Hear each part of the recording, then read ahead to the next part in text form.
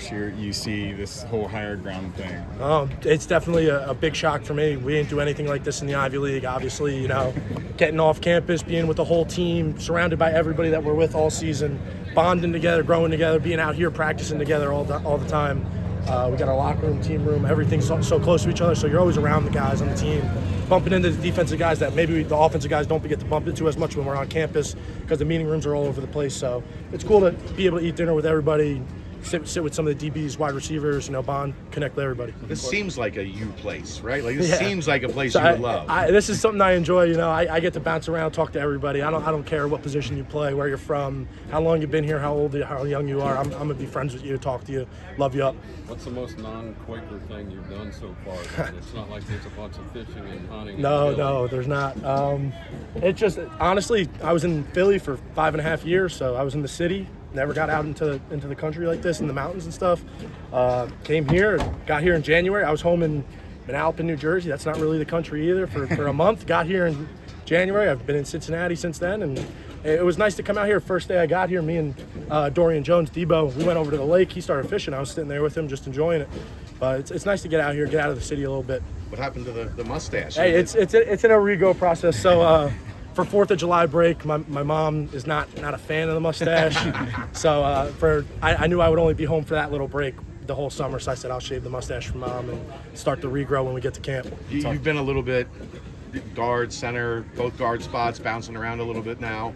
How does that versatility, you feel like, help you understand the offense and what you guys are trying to accomplish? Yeah, obviously it's a center-heavy offense. The center's making all the IDs, the points, the protection calls, and all that. So I think we've done a really good job between me and Gavin getting that down pat and learning it. I know Gavin's really good at it too. So when he's in there with the ones and I get to be in there with the twos, get to help those guys out, try and teach them what I know. But bouncing around from guard to center, it's not a very big deal to me. I've kind of played all over the line my whole career, but it's something I'm enjoying, getting to learn both sides and messing around with different techniques on each side. If you're going to be a Jason Kelsey guy, you got to know both, hey, right? You got to be able to do it all. You talked a ton off the field. How was it on the field, or are you allowed to say any of that? Because I know you O-line and D-line guys, it's not like you're hugging and kissing. No, it definitely, first day of full pads is going to be a little chippy, but I know that we're all just trying to make each other better, and at the end of the day, we all love each other up, and we talk to each other about how we can make each other better. I love getting off the field, going up to Dante, Damo, Briggs, asking about how they felt when I did this kind of technique, this kind of punch, this kind of lift.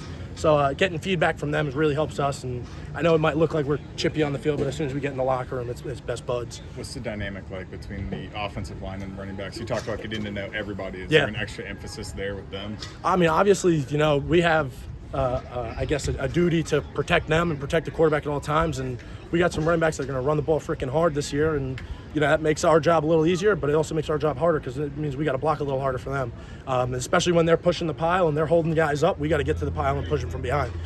You see that a lot during the team periods, guys pushing an extra 3-4 yards, and that could be the difference between a first down and a fourth down. When somebody says outside zone, what's that mean to you? Running off the football, being an athlete. That's something Coach Cardwell preaches on. If you want to run off the football, you want to be an athlete, this is the offense for you. You really got to be able to move. It's a lot of moving pieces when you get guys stunting in front of you. You got to be able to pass things off, and it's something that it takes a lot of practice and a lot of time to get used to, but it's something that we've been working on really hard since the spring.